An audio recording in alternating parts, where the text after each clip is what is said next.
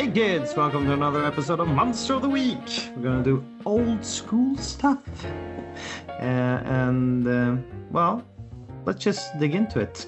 This is constructing old school magic, Monster of the Week. This is how we chill from 93. And this very evening for me, I have no one to reach out to but my dear guest on the other side.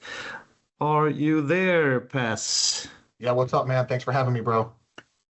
I'm really looking forward to this. I got the idea a couple of weeks ago, I think.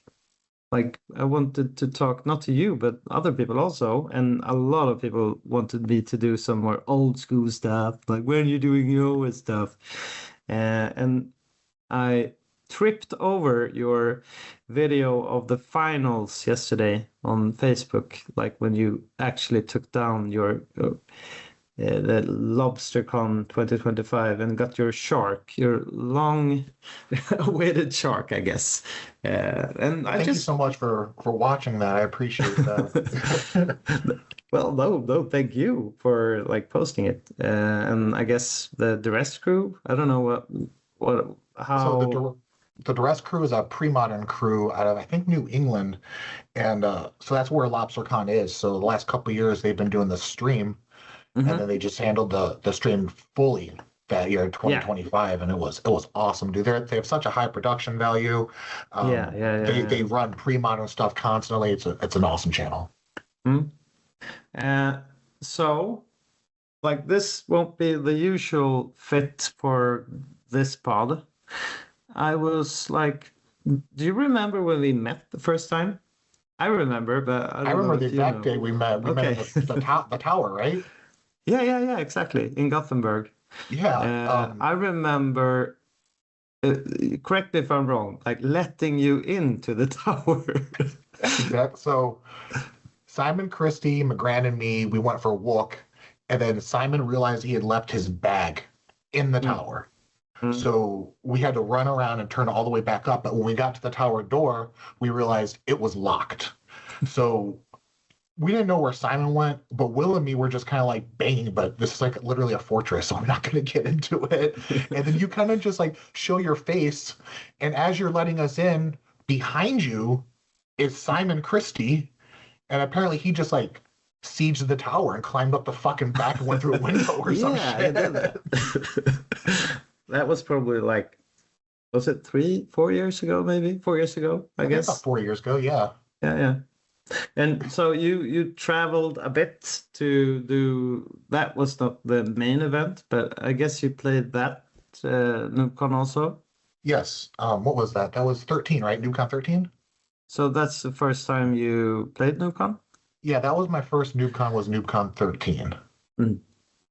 And I guess I have that. I had no idea who you were, and you're a bit of a character. Thanks, right? I guess you too, man. But you have a presence about you, and I don't think we really sat down or had a chat or anything. So I don't think I know that much more about you except from the playing Magic stuff. I know all the pictures. You have a signature move on your pictures.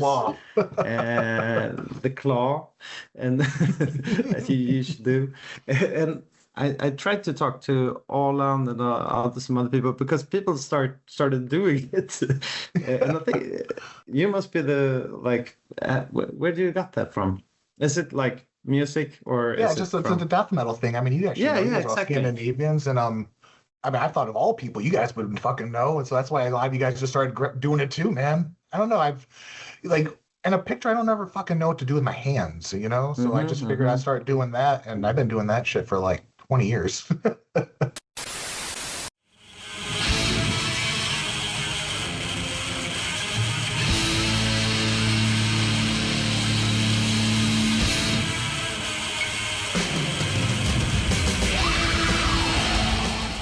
the usual way I see you is like traveling around, and I see you doing that move and hanging with the usual suspects. That's like how I know you from. That's a great thing to hear because, like, if you're saying that all you know about me is that you see me hanging out with the boys, that's a great thing to hear because I fucking love the community. I've been playing old school for a super long time. I've traveled to, in the States, I've been to basically all the named tournaments at least one time. Mhm. And now I'm starting to go to Europe. I'll be at Uth and Troll and Ah, NewCon a few nice. times. So, man, I So just we fucking love the meet there cards and then, the I guess. gathering's super important, man. I love hanging out with the boys. Cool, cool.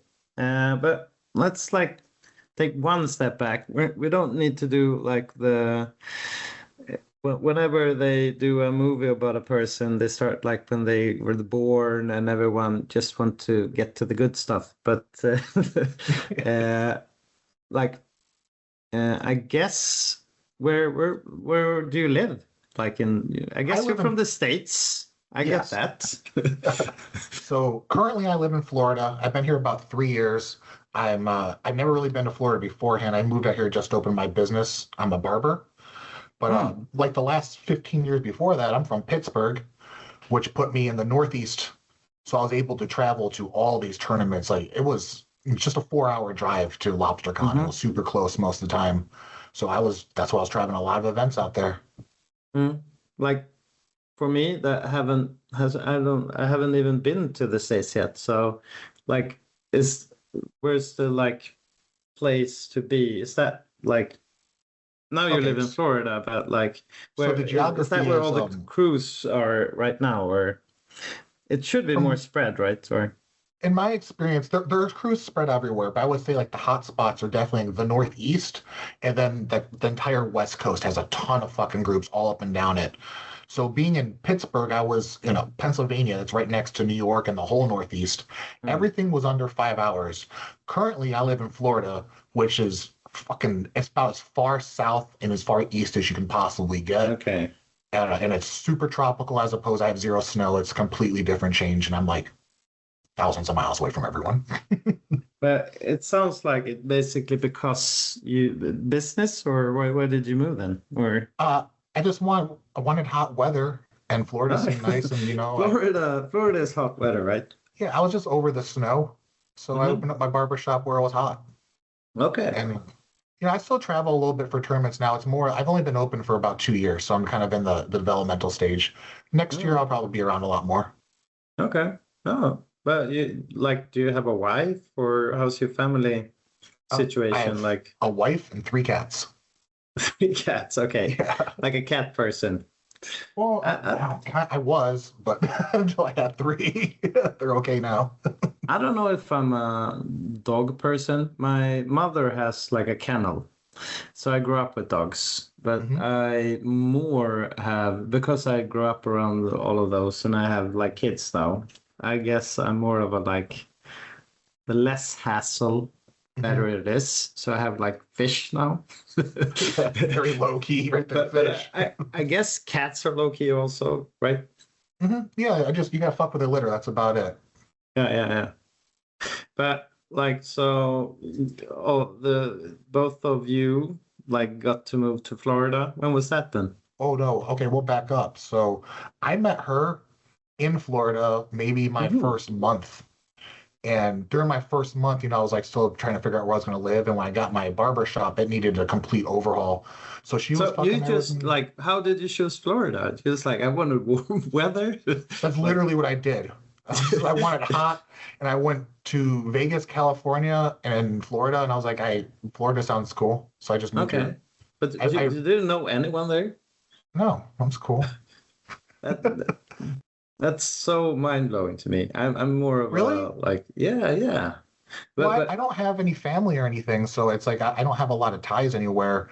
mm, And before I was in Pittsburgh, that 15 years, like I've been in death metal bands. I was kind of nomadic, anyways. I've just traveled around. My father's military, so it's not up like yeah. me getting up and moving very far away is it's a little bit troublesome now, but not really. Most of my life, that was fine. Yeah, I heard on, I guess it was your semifinals.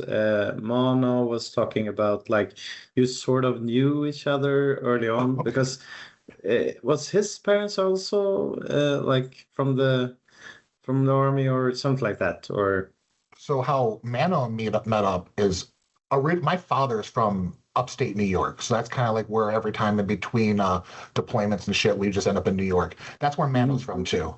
And okay. actually, before I knew him, like Jamie Park was one of like the local guys that we just played with during like the dark. So I've been playing tournaments for a super long time. So in Mm. like in actual 1993, I was playing against all the speds before Mano was even around. So I'm a little bit more old school than him. Ah, okay, yeah, yeah. But like the only reason I'm asking is like because he meant the first time I heard about you mentioning your father coming from the military and that means traveling around, Big time. uh, yeah, and he said that yeah I don't remember it that crystal clear right now, but he mentioned it bypassing commentating on the match. Hmm. But yeah, like that's why you were there, I guess then. That's why you Yeah. mentioned it. Yeah, okay. My dad's just originally from New York, so just doing the tournaments, I met all the speds, and he kind of showed up towards the end. And I moved away basically right when alliances dropped. I live my Yeah. life through fucking magic sets instead of years, but yeah, like around the time alliances is like we moved to Texas. But when did you, so you played Magic from like really the beginning then? I started during Unlimited, and I was in sixth grade. And we were reading like we used to collect like Marvel masterpieces, Marvel cards and shit. And Hmm. in one of the books there was these cards called battle cards, and Okay. it was like a scratch off like a lottery ticket thing. Hmm. And my friend went to go buy some of those and bought the wrong cards. He bought Magic on accident, and he was super intimidated by the rule book because we're like 13 years old. He just straight up gave me the starter. He's like, you can just keep these. I Okay. was like, oh, I'm cool, like and then that was it right there. That was the gateway. So you basically got some cards from him and then Yeah, he gave me you an unlimited starter deck that had a Berserk, Sedge Troll, Hypnotic Spectre, and a Wild Growth. you kept all those cards? I Like kept them till this for day or no, no, no. uh, I've been playing so long, cards just come and go a lot. But yeah, that was yeah, what yeah. got me into it for sure. That we're at the lunchroom table, everybody playing all the cards they owned with these Mm. giant 200 card decks. And I had exactly like 62 cards and playing for ante, like cut ante at that because that was right out of the Okay. book. And that's how Mm. we all started, man.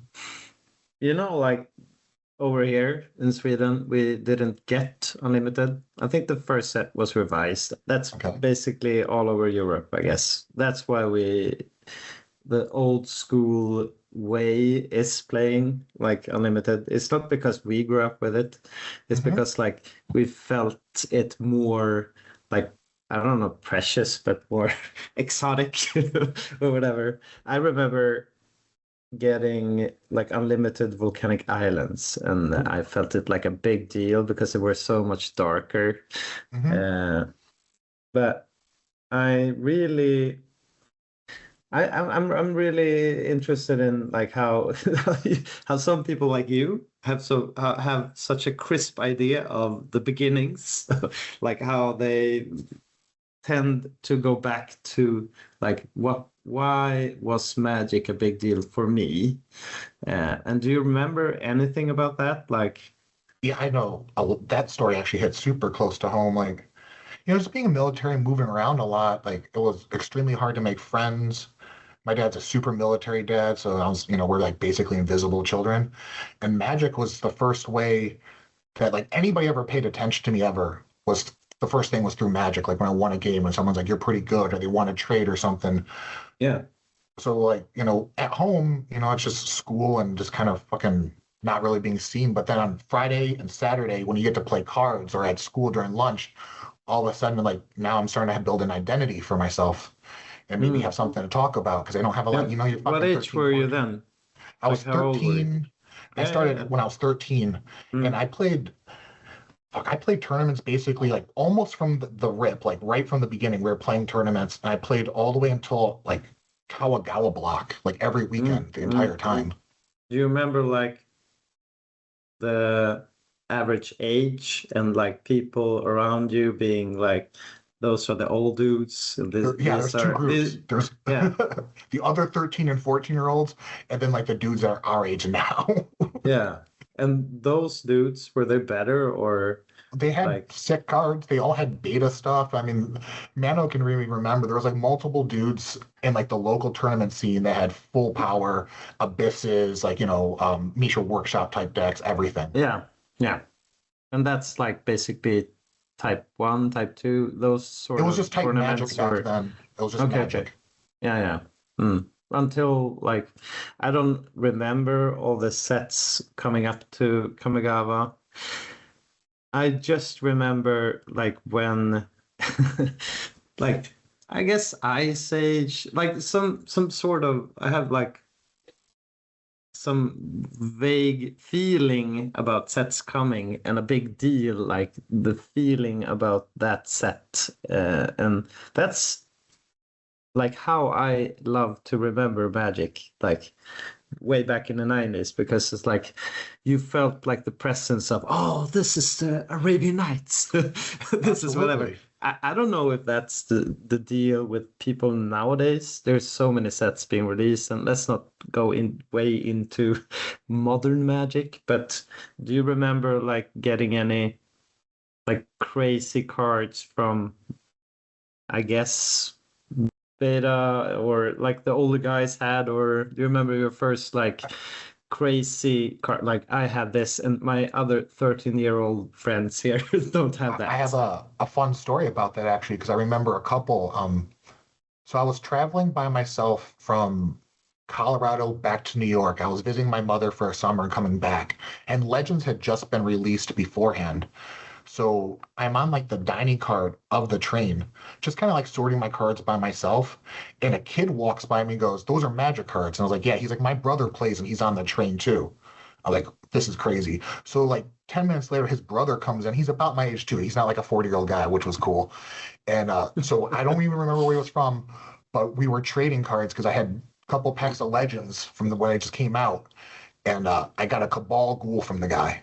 And that was, Okay. man, Cabal Ghoul at the time, because we Yeah, played a lot of yeah. group games too in the fun. So uh, to this, I remember that trade exactly. And I remember him playing against me.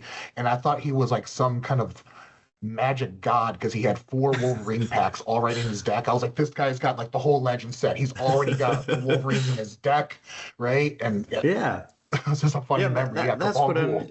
that's what I mean. Like because of the scarcity of some cards and like the like some there was like a mythos or whatever around. Mhm. You didn't really know what all the cards were. Uh, like the internet was a thing, but you had to go through like more hearsay and stuff like Mhm. that. You had So to like see the cards because you couldn't just look them up. Like remember yeah. before Legends came out and like the magazines where it had like Lady Orca but have no text on it, and you just have to fucking be like, The whoa, I don't know, list. Lady Orca's gonna be Yeah. sick, whatever this I thing wonder is. what that shit is. That strange card. Yeah, I remember I have a I remember like me going with my friend and talking to his older brother, and I like made up that I had like this card from the list. He was like, "You should bring it. I want to look at it." I was like, "Yeah, no, I don't think I'm, I I'm forgot gonna it bring today. it." Sorry, guys. I didn't even know what the card was, but like, I wish I had that card. I don't. Yeah, some card from some like legends or maybe I don't know whatever set, but um, I just want to take a step back Sure. if it's okay with you. I have made a, like a weird like thingy if I can find it. I restarted, so um, like I would like to ask you some questions, and this is like just to get to know you more, Pess. Cool. So it's not specifically about magic. I think there's two. The last two questions is about magic, but this is more like just say whatever you feel like. I have 1, 2, 3, 4, 5, 6, 7 questions. Sure. Okay. Let's So do it. this is the questions. I don't know what we call it. round after this startup. What band or artist first made you really care about music?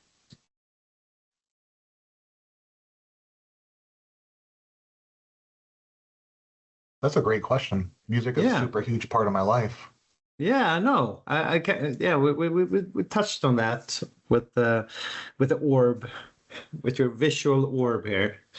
But going back, Man, I would probably, as much as I would love to say like a sick death metal band was the first Yeah. band that ever, Mm. I probably would just go all the way back to like Marilyn Manson, to be honest. But who was to blame? All the experts had an answer. Angry, heavy metal subculture. Where were the parents? Violent movies, South Park, video games, television, entertainment, Satan, Cartoons. Doom, Society, toy guns, drugs. Shock Rocker, Marilyn Manson. Marilyn Manson. Marilyn Manson. Marilyn Manson. Marilyn Manson. That was like the first group that I ever like wanted to go get the CD of when I heard it. I saw Manson like on the Smells Like Children tour in like 1994 when I was a fucking like 14 or 15 or some shit. So yeah, the answer to that question was Marilyn Manson. yeah, I haven't really listened to very any of his honest new of you. stuff. Yeah, I haven't listened to any of his new stuff, but like all the way up to Mechanical Animals, like I was a super even listening to hardcore and death metal stuff, I was like, Manson's still pretty cool, and Antichrist Yeah. Superstar is still a pretty sick album. Yeah. What album is like the Beautiful People and all? When he like That's the Antichrist. That's a good album, Yeah. man. Yeah, I listened to that and I kind of like, but that's I understand where you're coming from. It's sort of pop in a general sense because he broke through with that, I guess, that Yeah, album. I mean, it was almost radio friendly, but it was still avant-garde, weird, Satan, Yeah, all that yeah, cool yeah. stuff, you know, when you're trying to be like rebellious as a kid, but like accessible too. Yeah, You know, like I I didn't have to go remember super the far underground. videos and everything. I don't know, were there MP3s back then? I guess I downloaded some of his music. I listened to it then from that album. So, yeah, I can get that. But like, how old are you when you were born? I just turned 45 3 days ago, Okay. 1981. Okay, so that's rather late to get that like musical epiphany. I don't know, I was 15. Like the shit I listened to beforehand was I listened to music, but it didn't mean anything to me. You know, like I started going to shows like that Marilyn Manson at the age of 15 was my very first concert or anything. And then living in Syracuse, hardcore is just very accessible. And I, you know, once I went to my first concert, I wanted to go more. And then it was just, you know, more metal stuff after that. Yeah, yeah. I'm not like picking on you for doing that, but The fuck, you it's know, like Manson? yeah, no, but some people go like, oh, I remember when I was 6-year-old or 7-year-old. So, well, okay. Next question.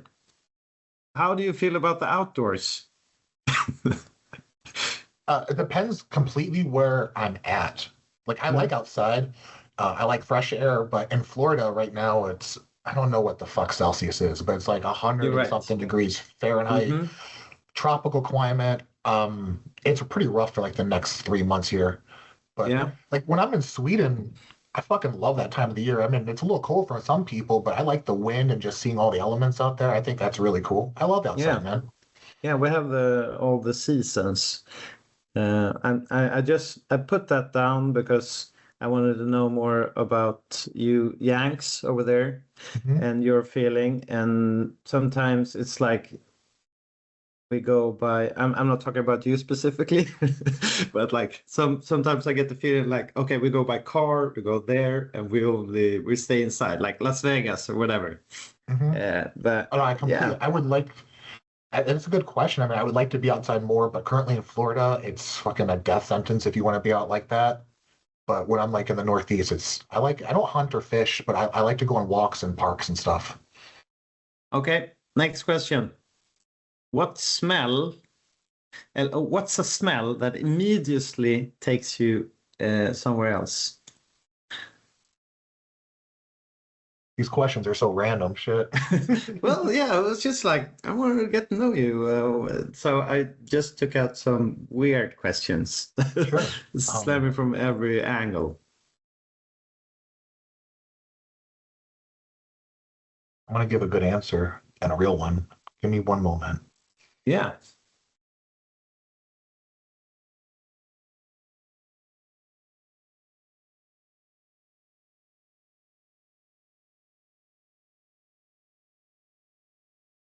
Wow, this is weird. The smell of cleaning solution always makes me think of like if I'm ever walking somewhere like in a grocery store or something and they're like cleaning something, I immediately think of the gym for some reason because the gyms I go to are always super spotless.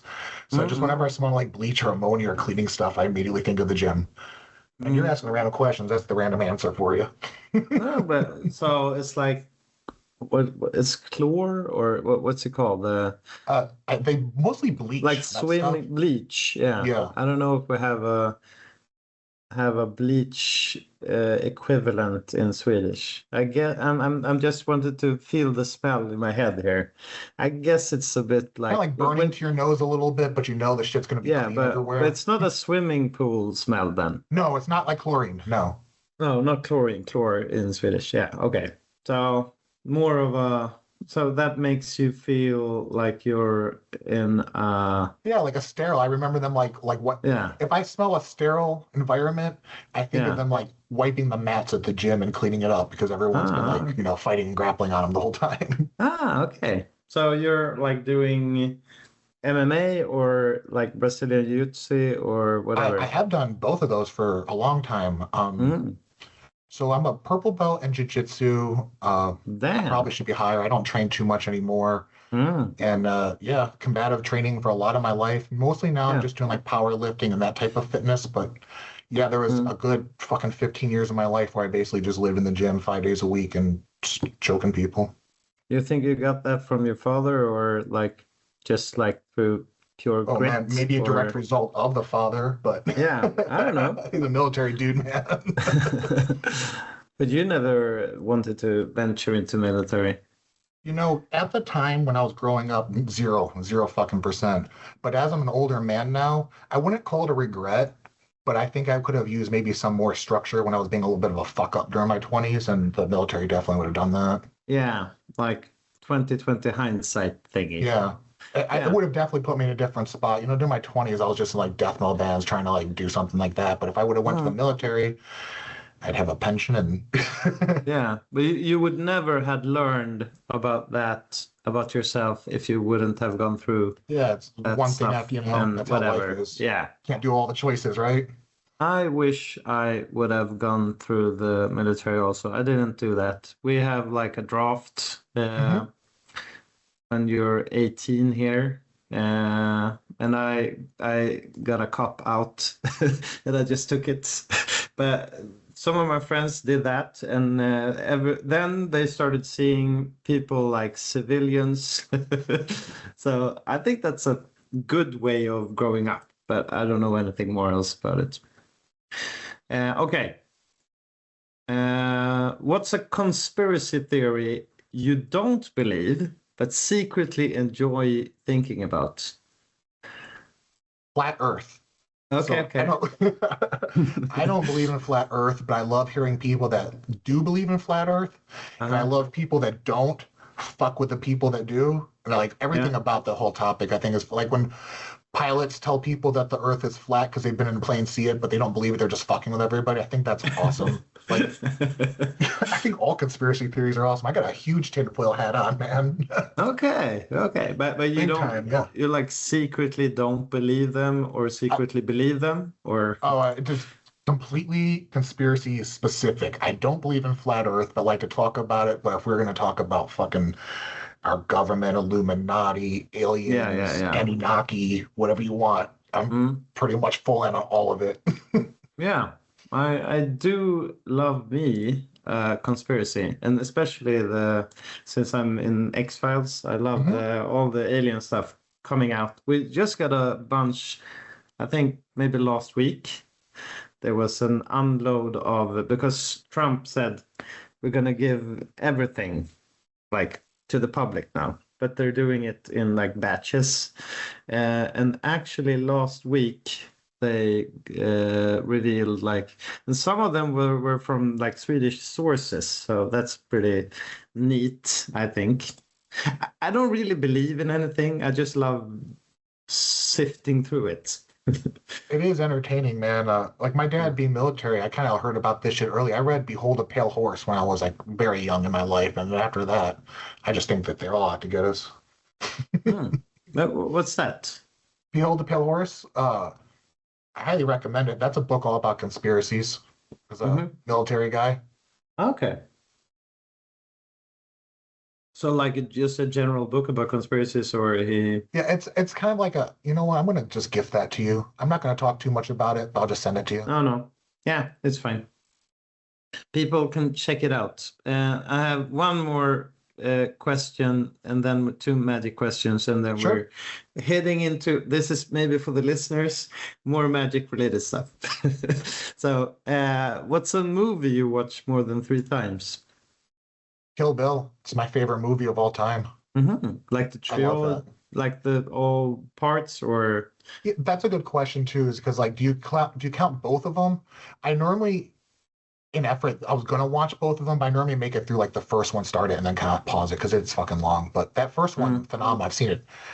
I don't watch movies really over either, but I've seen that one probably 10 times. I love Kill Bill.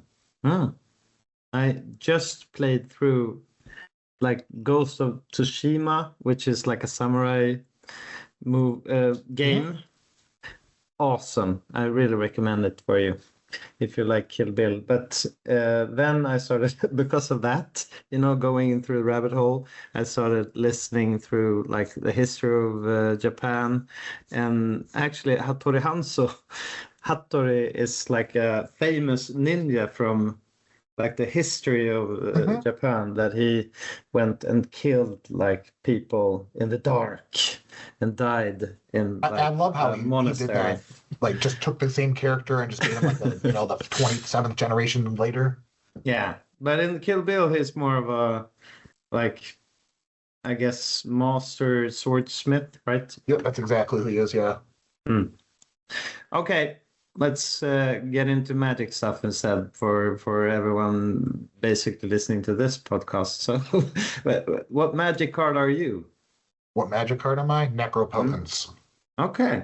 That's my favorite card of all time. I don't know if you played a lot during the Black Summer, but when you like Dark Ritual and Necropotence in play, you just fucking feel powerful, man. It's so hard for me not to just say like 10. Like, Yeah. I can't say anything bad about that. What magic card am I?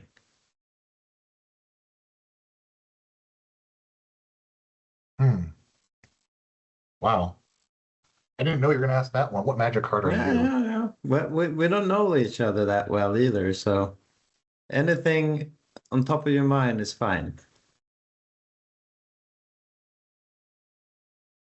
You don't resemble a card, so you're safe there. I'm not gonna say like you look like a gray ogre or some shit. It's okay. I can take it.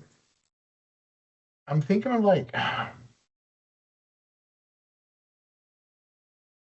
maybe I can't say like a card specifically, but I was thinking like Preacher, Old Man of the Sea, or like Nettling Yeah. because you have the interviews and like you talk to them, something like that effect. Yeah. But, yeah. I like that. I love that card also, so I'll take it.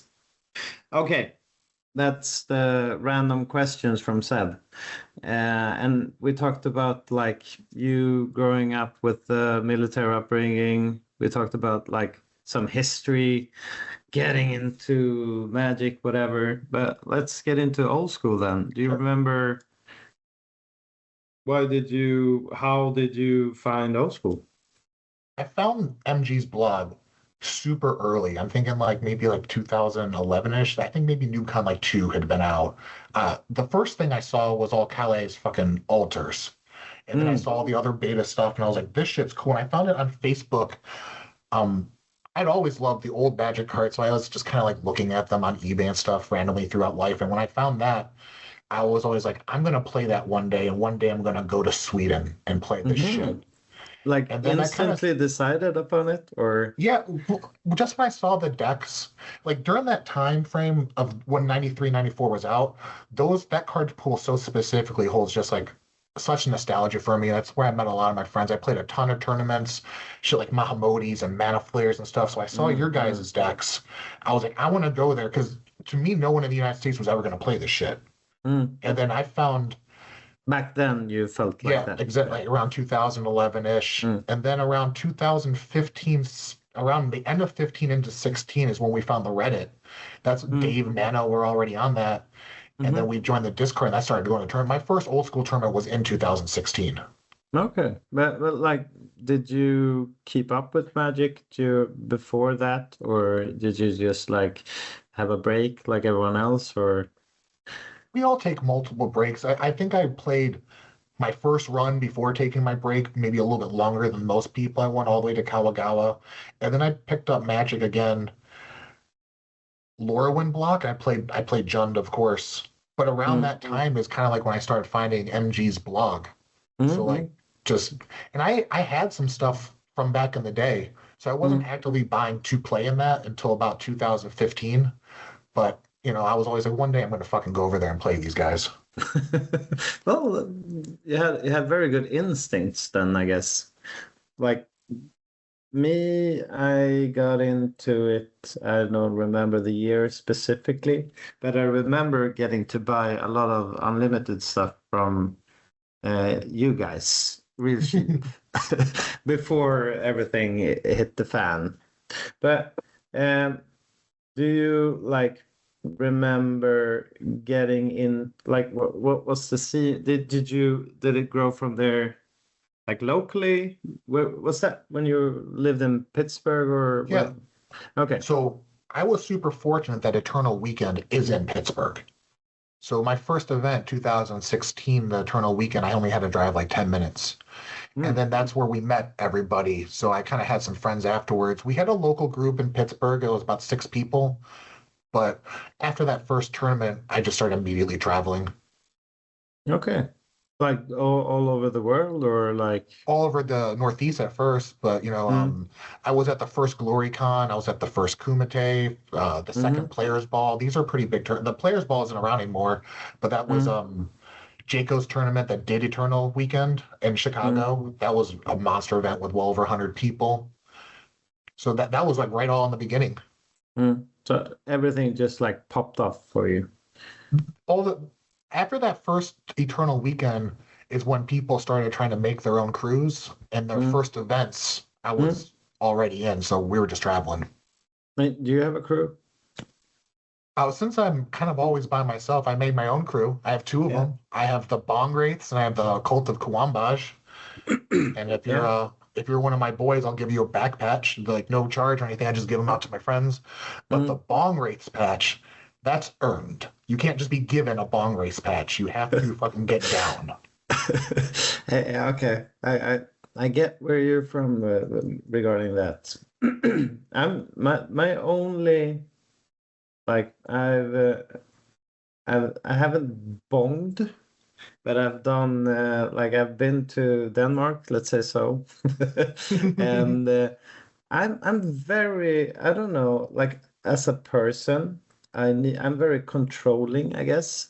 So I just had this discussion like a week ago with my wife's friends. Like, I wish we had more of a like somber, clean approach to drug use here in Sweden, because it's very strict. And so you don't really learn how to smoke whatever at all. And yeah, so I have like my brief sessions going through the world instead.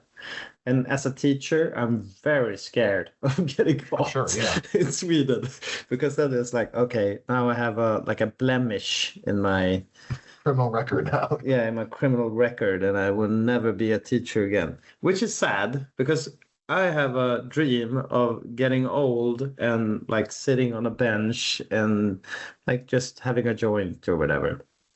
That's I don't see the difference between that or having like a scotch.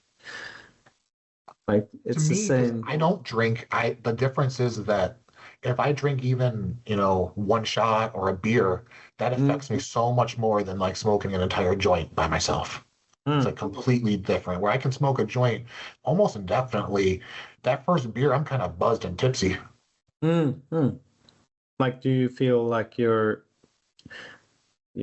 not like you're an alcoholic, but like you just like the alcohol isn't good for you in that No, sense, it or affects me very quickly, and I get drunk yeah, you way too don't. fast. It's Like, not nice, right? yeah, it's enjoyable like the first two sips, and then like I'm full blown drunk, and I'm not used to being drunk, so I'm not. Okay, yeah, that's what I I'm just need to work saying. more at it. I gotta drink more, is what I need Yeah, to that's what I'm saying, but in the opposite way, in the bong sense. do. Hmm. But like I don't know if that's like too much of a sidebar here, but like there's really like an alcohol intense like old school is like, yeah, we need to drink beer, we need to do hang out, and we need to get a lot of I don't know alcohol in us. And I really respect people that don't really drink. I'm not saying that you're superhuman, because people, some people just like some of the best Magic players drink very much, but I don't know. I don't know what I'm going for, Well, but I I would think not say I'm not impaired at these events, man. I smoke a lot of weed. yeah. Okay. So, Okay. Yeah. yeah, like, Yeah. Maybe that's worse. I don't know. I don't know. It's just different. You know what I mean? Like, I'll tell you, at the finals, I wasn't drunk. I didn't have a beer, but I Yeah. absolutely smoked a fuckload of weed Okay. beforehand. I think I would just have like when I smoke weed when it was a while back now.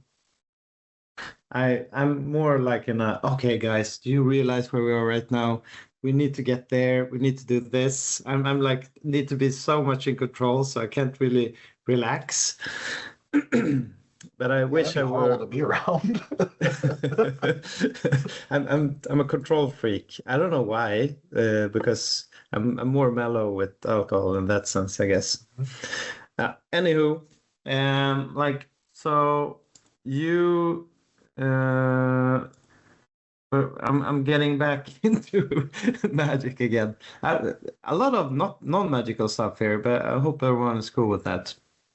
Um, we ventured into old school, and like you, I don't see you as like a spike player per se, but you've been doing very well in a lot of. I think like this is me talking, You don't not consider me a anything else. spike? No, I think you are a very good player. Thank you. And and I think if you were a spike, I think that's just me talking again. I have Sure. no It's everybody else idea talking. what's correct or anything. I think if you were more of a spike, I think you would be playing the deck. But maybe that's you. What's your take on that? Hmm. I would consider myself more spiky than anything else, but I do agree. If I was just straight up, I need to win every fucking event, I would absolutely be on keeper, control of the deck, whatever. I think that is the best deck. Um, the way I like to represent myself is I like to play tight and have a very competitive match, but I don't want to play control. So that's what landed me on. Like I've been playing 12 Bolt or Fantasy Zoo like for a very long time. I think I got like 7 years into it.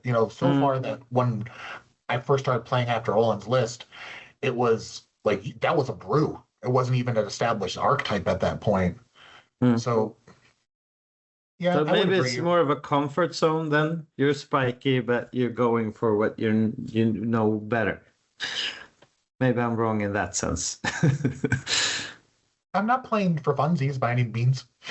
You're not? No, I mean I have fucking like 26 top eights or some shit, but Well, I think you can like look at Olerode. Like I don't think he cares about his top eights.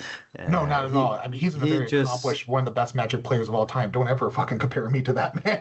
no, but I'm just okay, apples and pears or whatever. But like, you can be a very good player and do very well, and maybe I don't know if you need to be spiky, but like, I just this is just a hunch I had. I watched through your Lobsicon videos. I think I saw like maybe 2 of them or 3 of them or something, and like, you know what you need to do, and you've been okay. Tell me about the journey there. I guess because have you like been sharpening that exact deck? You mentioning playing Fantasy Zoo, but then you went into Lion Day Bolts. So like, how many different sort of decks have you been playing to get to that point? So around 2018, I teamed up with 2 other guys. One was Seth Roncaroni and Michael Scheffenecker, and we took 12 Bolt and have been working on that thing. Probably we worked on that thing for at least 6 solid years, where all 3 of us were playing basically the same list in every tournament. And meta, like, Vices in, Disenchants in, Serendibs, switching different numbers, trying a 2-drop, trying a White Knight, or if we're playing Dwarven Soldiers because it's United States. So to answer that, have I tinkered around with 12 Bolt exhaustively with through 2 to 3 other people for like 7 years? Yeah.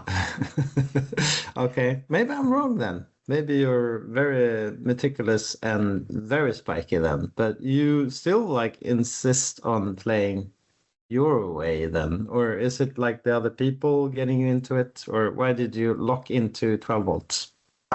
Well, I like proactive game plans, and I also think that specific meta game was super soft to Black Vice, which is wasn't topping anything. Most American Black Vice decks are Eternal Central, where it's 4 strip mines, and that obviously makes sense. But yeah, not a lot of people were playing it. Everyone, from the United States perspective of the Swedish metagame, it was just Suchi Central. So thinking that everybody knew that Suchis were good, I was just like, everyone's going to be playing a bunch of mid-range. So Black Vice is going to super shine here. And I didn't want to play Suchi because if you're playing a burn deck and they Divine Offering your Suchi, it's so fucking rough. So this is like you last year thinking. Yes. Yeah. But like going there, like, you always thought like this is where I want to be with this deck. Yeah. Yeah. You're like a really locked in player. I'm not arguing about that. I think from the games I watched, Mono kept saying that like he feels confident this is going to go well, and usually it went well when you felt confident, when that like sifted through the lens in that sense. But so, okay, everyone sort of knows what we're talking about. I guess like I'm calling it the PES LDB. I don't know if it's the 12 volt 17 volt or 17 volt, and that is Fireball, Vices, 12 volts, yeah. Sonic Blast, and Lightning Bolts, and Chain Lightnings. Yes. But what you're saying is like, okay, in historically playing Vices with like 4 strip mines clearly is good, but it hasn't been as much, like, you haven't seen it as much in like Swedish old school, I guess. Until then, because I don't want to sound weird, but I feel that the list that I won the Shark with has absolutely changed the metagame. If you look at the last NoobCon, 2 different people made the top 8 playing like 73 of my 75, and I talked to both of them about it. So I think that Black Vice is absolutely going to be part of the metagame moving forward, like not in a niche deck or anything. It's going to be, No. I think 12 Bolt's going to evolve to have the Black Vices in it. And you can see in this derby, it was Atlantic, but Rich Shay's even making now changes in his control deck where he's running Ivy Tower main decks. I think it's going to start changing some things around and get some movement. Yeah, I think like some sort of talking points here is like the mice or ATOG. Like, what's your reasoning there? I needed a 2-drop. I don't like having multiple ATOGs on the board. The first ATOG, if you have a couple Moxes you want to cash in that Vice has done damage, I think is huge. I blocked an Urnum one of them and sacrificed 2 artifacts, and the ATOG lives. I think ATOG's just really solid, especially just it's a one of, and I wanted to flex out. It's a top 4 one. It looks cool, right?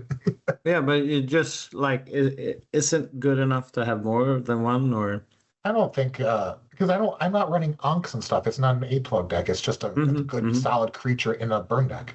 yeah. So like it's a good curve in that sense, and that's where Savannah Lions get in. Like you need the early drop, and you can't be going way old school, playing like against the sit in a bottle, I guess, with the Flying Man or anything like that.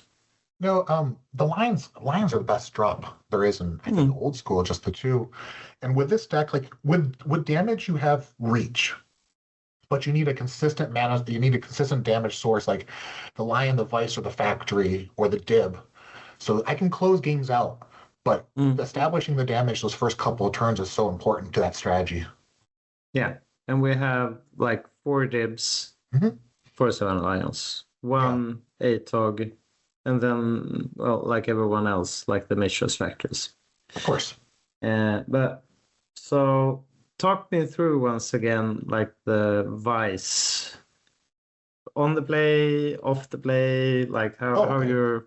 So your question is, do I side them out on the draw? Yeah, No. and like how big of a like key is it to the strat or whatever? Well, on the play, it's everything to open up with a Vice opener, especially got all the power. If you can double Vice them or Vice Lion, Yeah. it's a super impressive spot for them to be in. On the draw, most people would side them out, and I didn't for the whole tournament. I think against Farb I shaved 1, but the way I look at Vice is that it doesn't need. If you play it on the play and it does 1 billion damage, that's awesome. It's a 1-card combo. But on the flip side, if I'm on the draw and I just do 1 damage the first turn because you had 5 cards and it sits until I get the draw 7, it's almost like a lightning bolt with suspend. We're just trying to do a lightning bolt 7 times to do the damage. Yeah. So, if you ever do like fucking 5 damage, it's a lightning bolt that you drew a card with. So that's just kind of how I look at Vice a little differently. Yeah, it's good against Loa, and it's good if you have Time Twister and Wheel of Fortune. There. Because so many people, complain about the Library of Alexandria draw where it's now going to be a non-game. The Black Vice changes that completely. I mean, some people in the deck were playing a fucking Stone Rain, but now the Vice, it's proactive. Yeah. I kind of like it. In regards to like having answers or whatever, it's like you have going to the head with the chain lightnings. You have just 1 Miser Fireball, but you have like more than enough. You have Mind Twist, and you like you have so much going on. So maybe 1 Library of Alexandria isn't like the end of the world like it is in many other situations if you're playing. But like you're only playing, I guess, the on-color Moxen. Yeah, I don't play that. There's multiple times even on stream where I'm really fighting for like a red mana. And like the colors are just too important in this deck. Like I lost a game to Jonas because I just didn't have a colored mana. And like imagine if it would get even worse if I was playing the Emerald. Yeah. So it's just like the only upside might be like the more double Vice or whatever action. I think I got enough. Or like a turn 1 Time Twister, Wheel of Fortune things. Like talk me through your sideboard. Like how has it evolved, or how have your, because my feeling is like, especially in LobsterCon, because of like we're in the States, a lot of people like playing robots in the States. Is that correct? Yes. But that's basically because of usually you can play 4 workshops in other situations, more than here at least. And you have like I would never had like been able to think this through like you had with your sideboard, because you're not playing. You don't even have a shatter in your main, right? No. You don't need it for the first game against like those decks, or I mean, like it's just kind of like your perspective of how you're trying to address the match is that I want to be the proactive player and we're going to be reacting to me. I'm not trying to answer any of your stuff. And then the metagame had so much triple S, like there was so much back and forth. I attack you with my factory, disenchant your factory, sword your dip, go back and forth. I try to negate all that and just go to the face with everything. So no answers. Even that disenchant or two in the board, I didn't bring the disenchant in at all the entire tournament. Like, damn. I'm just not scared of Blood Moon. I'm not scared of City in a Bottle. I'm like, you can do it, but like by the time some of these things hit the board, you're at like 7 or 8 anyways. Yeah. Like you go, okay, I'll just fireball you in a couple of turns, baby. So like going through the sideboard, 1 blue elemental blast, 2 red elemental blasts. One. Do you have 2 spirit links? Yeah, 2 Spirit Links. I dropped it down to 1, but Spirit Link's awesome. There's so many dibs. It's you need. So I'm looking at my sideboard now. What are a couple? I would have had the Maze of Vith and the Brain Guys were the 2 cards I should have had in that. But Okay. yeah, Yeah, those you are now don't in the have new- Brain Gaze in main. Yeah, you're right. No, because the X spell, it's just I'm trying to go so fast, but it is in my sideboard now. Because if I'm playing against another burn deck, one of the options is like take your draw 7s out and try to make it a little bit more mid range, so the Brain Geyser helps. Yeah, that's a really good like observation. But okay, so in like when you won, at least you had 2 spirit links. Armageddon's. Geddon's is like a no-brainer, right? It's against like the control decks, and when you Control. I also brought it in against Ty's Twiddle Vault deck. okay. Yeah, because they're taking so many extra turns, dropping this extra land. If it's when it's finally your turn, if you got a couple Moxes and Armageddon them, it's pretty good. And like your deck is one of the few decks that's actually good with like the Hercules Recall. You have 2 of them. That's my strategy against control players. I'm not trying to I don't want to fucking disenchant your book and then like I don't care about that shit. It's gonna be try to burn your face, get to a spot where I cast a spell, you're gonna counter it, then I'm gonna Hercules you, put all your shit back in your hand and say go. Yeah, basically you're like Blood Moon or the second and fourth Armageddon. You need to counter everything. And like, I really dig it. I also like. Everyone knows the spot when you're playing against the deck. It's like, okay, you have a book. Then from then on, it's like, okay, we can never go 1 for 1 from now on. No. It's the game is on like phase 3. They're about to clean it up. You need to like finish up or start the next game. Yeah. So you're like proactive in that sense also. 3 Divine Offerings, 2 Disenchants. That's basically your artifact hate with the I Hercules. didn't really bring many of them in. I brought like the Disenchant never came in. I brought a Divine Offering or 2 against the guys I knew they had the 4 Suchis if they had some burn too. If it turns into that race. Yeah. I have cool Divine Offerings I wanted to show off. Like there's one from LobsterCon, there's one from Eternal Weekend, which is the very first one, and then there's the one I won on the rooftop tournament that you and Hank fucking put on. Ah, yeah, way back. If you see that, that was the one that I won. I showed up late and just fucking the middle milk. Yeah, we had in Sweden we had like a sort of milk which is not full milk, not light milk. It's the middle one. Yeah, cool. So we played that tournament together, I guess. Then. That was a cool tournament. I like that place that we were at.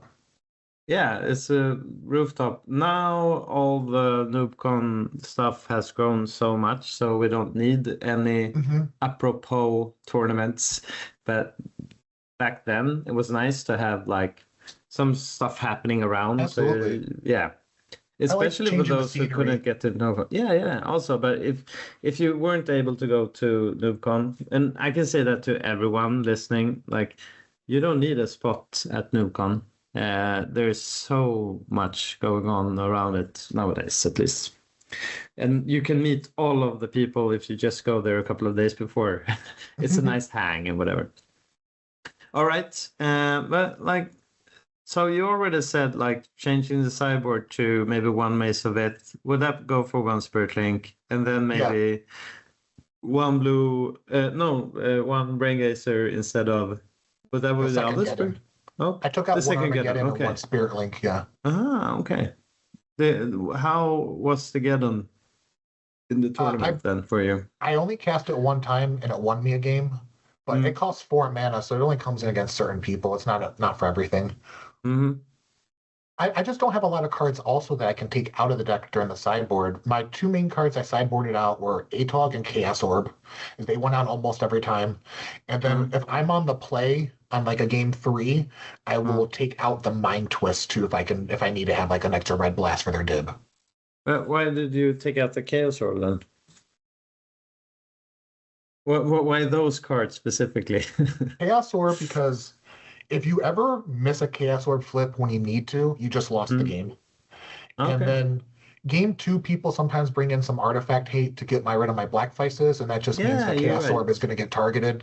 It's a bit worse in after the first game in that sense. Yeah. And if you're ever in the finals and there's like a fucking stream going and you're like handshaking with a Chaos Orb, that's like a bit much. I'd rather let's just get a red blast. That can do that. Yeah. Did you miss any orb flips during Oh, your no, I haven't missed a shark run? fucking Chaos Orb flip since like... But no, I don't kiss and tell or whatever. But yeah, okay. So you just don't miss them. That's what your approach is nowadays. Yeah, game 1, you don't miss them, and then you sideboard them out if you're ever nervous about it. Well, that's a good approach. I think I take out Chaos Orb every now and again also. But okay, so tell me about the tournament. Like, did you go?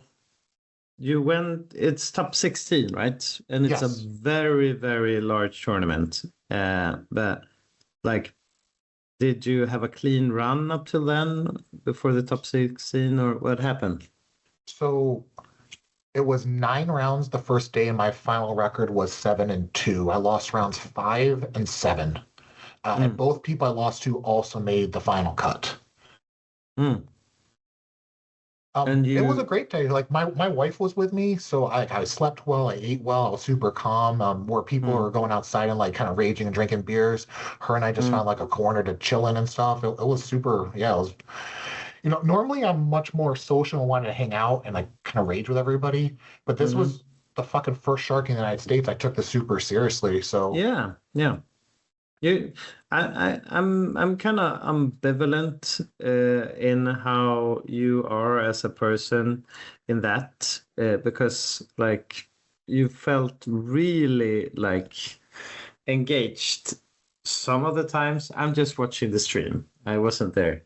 And some of the time you felt like real chill, but maybe it's like my feeling is that like when you locked in, you felt like, okay, now it's just I know what's gonna happen. But what's your take? How like you mentioning it? Everything felt good, but was that through the whole tournament, or did you ever felt like, oh, this is gonna go bad? There was so I never felt it was gonna go bad, but during round 3. There was this moment where like I'm demonic tutoring, and I'm gonna like I'm gonna go get balance because I can clear his board. How many cards he's got in his hand? Well, what do you have over there? Let me look at your graveyard and stuff. And the whole thing is I have a lightning bolt in my hand. The dude's at 5. I should just like fucking tutor for a bolt, and close the game out. So after that match, I definitely went to the bathroom, like splashed some water in my face, and like looked at myself, and I was like, "We're not gonna lose a tournament on some dumb shit like that. Like we did all the preparation, and I kind of snapped myself out of that. So I didn't like, I didn't let that spiral. No second doubting and whatever. Just play the fucking game, and don't like out level yourself. Like don't get in your own head about this shit. It's like sometimes these moves are pretty straightforward. Yeah. I hate when when you start second doubting yourself and you start like, "Oh, I need to remember this and I need to remember that." And then usually you just do the wrong move. I don't know Yeah. why, but like, yeah, You talk yourself out of the right play to do some dumb shit. That's like how Mano Yeah. shattered the fucking Lotus. Remember, like he did the same shit in his head. Yeah. That's a classic in that sense. And like, I'm trying to get into like the state.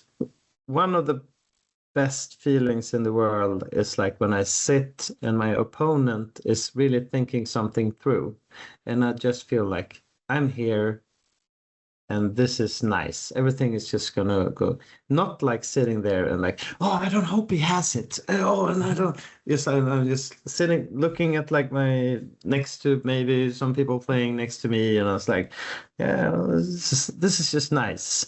When you get into that mood, I feel, and that's what I saw. I think in your semis or something after game one. I felt like you like started relaxing. I saw it in like your shoulders and everything. I was like, you lost game one, I think, and then you had like, I think you felt maybe you had it game two, and it's like, okay, this is probably just fine. Everything's good.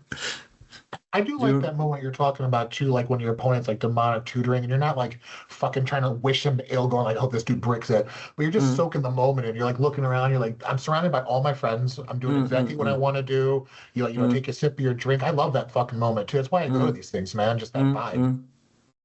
But do you remember like losing game one in the top four? Yeah, And then, I do for sure. Yeah.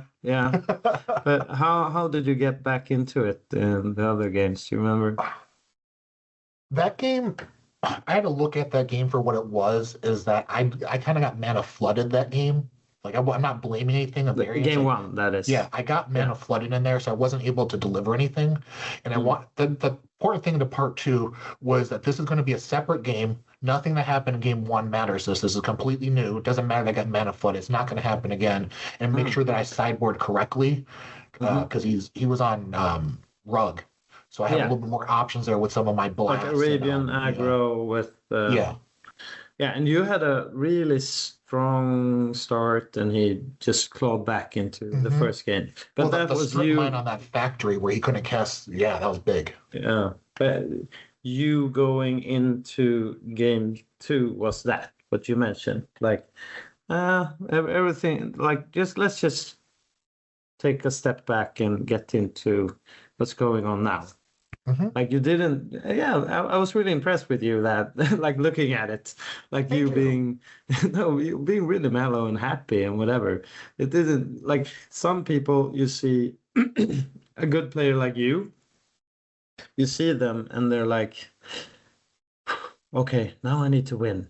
Like they're being like, you can see their approach to the game is like, okay, no, this is really serious. But you felt like you just took a step back and it's like, well, it's going to be fine. Yeah, that's exactly how it's just magic. It's going to happen or it's not.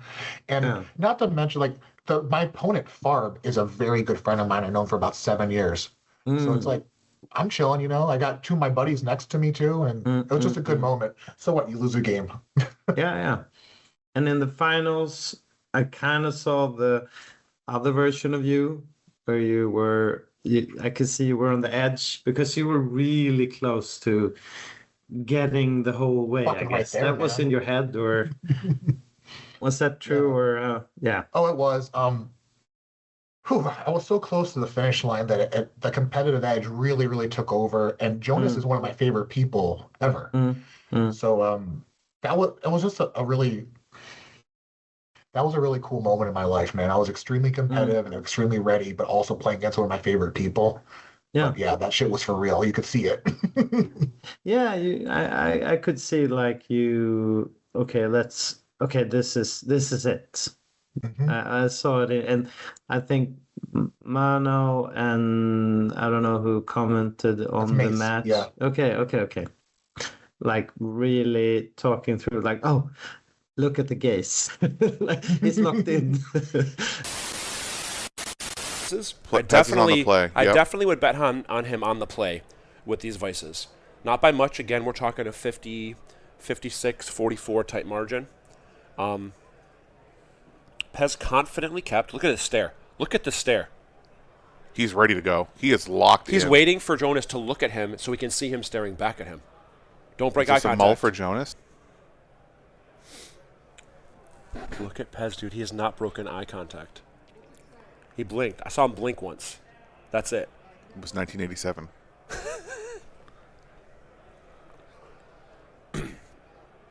Yep. No wonder. Yeah. So right off the rip, Jonas is at 14. Yeah. Without taking a game action yet. I don't think he has a Mox either. No, he he just does drew not. the actual worst card in his deck, Time Twister. Oh my God, that's it.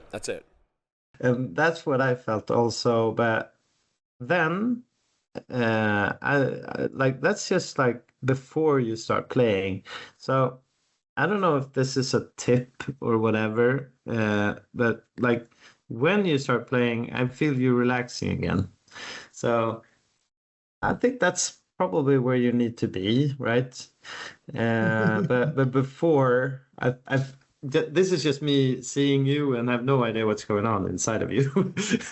But like I saw, like okay, now, and him really figuring out if he's gonna do is he gonna take another mull? Is he gonna do whatever? And you're just watching him for, I guess maybe even a minute. He's not looking up or he's anything. just playing his magic. Yeah. Yeah, he's just looking at his hand, taking it because he's a chill dude. Oh yeah, fucking Jonas is the best. Yeah, I love that. but then I think when then you just hit with two vices. Yeah. And That then was rough. then the shoulders goes down for you again, and you're just like, okay, deal with Well, this. I'm basically holding a loaded gun while he's shuffling his deck and stuff like that. I'm like ready You're to correct. fucking You're rock, correct. man. Maybe you're not hoping for a mulligan in that point, right? Isn't that the weird part when you're playing Vices? Like, Yeah. oh, you got a mulligan. I'm sorry, buddy. Like, I've talked to Martin Berlin about this a couple of times. Like when I think Vice was restricted a while before when we started playing, and then when it got unrestricted, he was like really thinking about it because that's how he is as a person, and he was like, maybe mulliganing does just make sense now. If you play against Vice, maybe just mulligan, because he's like a really, I don't know, specific the deck player. He wants to know every angle of everything. So maybe that's where, I don't think that's true though, that you need to mulligan just to get down to Vice range. no, I But wouldn't yeah. just aggressively mulligan, but No, maybe some of those medium hands, I would probably ship them back. If you're on the edge, throw it back. True. Yeah, and then you took it all down. And that must have been like the best feeling in the world. I've seen a lot of like you actually having a shark on you now, right? Yeah, it's on my neck. Yeah. Yeah. So it's a big moment. Tell me about it. Yeah. Like I said, I found the blog so early. I said I'm gonna go there and play with those guys one day. So I've always just fucking thought the shark was like the actual coolest thing, and they had the opportunity in the States to even play for the tournament at a place I played. That was my 5th year at LobsterCon. Like even the lead up to it felt magical, like for the opportunity to play for the Shark. And then when you're in the top 16 and like looking at it and going like, I know everybody here, I have an absolute shot of winning this entire thing. And then you're in the finals and you're like, it's right there. It's literally on the table. I could touch it if I wanted to. And then to the point where you're having it, it was a huge moment for me. Like my trophy's on my workstation at my barber shop. I look at the thing all fucking day. Enough for me to get the other side of my neck tattooed with a fucking shark on it. Like, yeah, man, having the fucking shark is huge to me. Yeah, no, that I think no one is. I'm really happy that you won that, and like, there's not that many people that has got one, and I think you did the hard work to get there, and I'm very happy when someone you just didn't stumble upon it. You know what it means for a lot of people, I guess. So Thank you for seeing that, because yeah, man, like I followed everything. Like I've watched all the coverage. I watched fucking the streams with Gordon on there, everything. Like old school Magic plays such a huge part of my life. Like, we all have our hobbies and shit, but like Magic, and then specifically old school Magic, yeah, it just plays such a huge part of my life. Like almost all my friends in my day-to-day life I talk to are from Magic. Like my like business acquaintances, everything. Like it's all related to this community. Like yeah, I owe a lot to it. So it made me so proud that to be the one, like the first American to win the Shark. Yeah, it means a lot, man. Yeah, and I'm very happy that you got there. And what's next for Pest now? You stationed in Florida.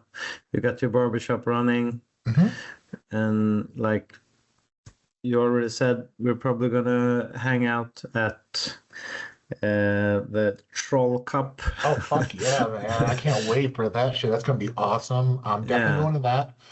And then next year I'll be around the States more, but I'll definitely be going to NoobCon if I get an invite. I'll definitely be there. Well, you have the invite in the Shark, right? I don't like to throw it around like that, but I love Gothenburg, man. I took my No, you do have like the Shark. Is that real? Can I really just go to it because I have the Shark? I don't know. You're like, yeah, fuck yeah. Yeah. Well, you're gonna get a question. Yeah, people keep asking, like not me personally, but like where do I get an invitation and da. It's a big event now, but you have an invite with the Shark. That's what it implies. That's the at least original function of it. And you only have you need to take out a card in your sideboard now. So yeah, I did. Yeah, you already and that goes for all the tournaments you're playing, right? So yeah, for sure. Fuck yeah, dude. Come on, it's in every single deck. It's in every picture ever, man. yeah. And if you get 3 more, you can trade it in for a Leviathan. So well, I'm trying to go for my second here coming up soon. I think only like Elof or someone is up for a Leviathan. I don't know. Yeah, at this point, but it would be cool to see someone get that. I think it would be awesome. I think that I really feel maybe the next guy to get it is fucking McGran, though, man. He's so locked in, and it's just variance is the reason why he doesn't have it. Yeah. He's more than capable and probably fucking more prepared than half the room put together. It's just variance, but you know, like my good friend Svante, he's also up there. Oh yeah, fucking Savanda's the man, dude. He's such a good player. Like I love talking about that guy to Magic. His depth of information is so fucking awesome. And then again, we do have like the old regulars. There's usually I don't know why in old school there's like you see the same people going top 8 and they can be playing the same deck like you doing the 12, 16 LDB whatever deck for ages, and they always do well with it. So people talk about the meta, but there's like consistency from some people. I think that's a great point. Of course, there's the meta, and certain lists like do better, but it's also some of these people like me have been playing the list for like 8-10 years. You're just fucking that's a well-oiled machine. Like look at Leo Bruder with his robots, and he just changes 1-2 cards. That dude's the fucking man. I don't know how good you are with the best deck against him. Like I kind of take Leo over most people, dude. He just knows that shit. Bruder is like the favorite person I hate to play against.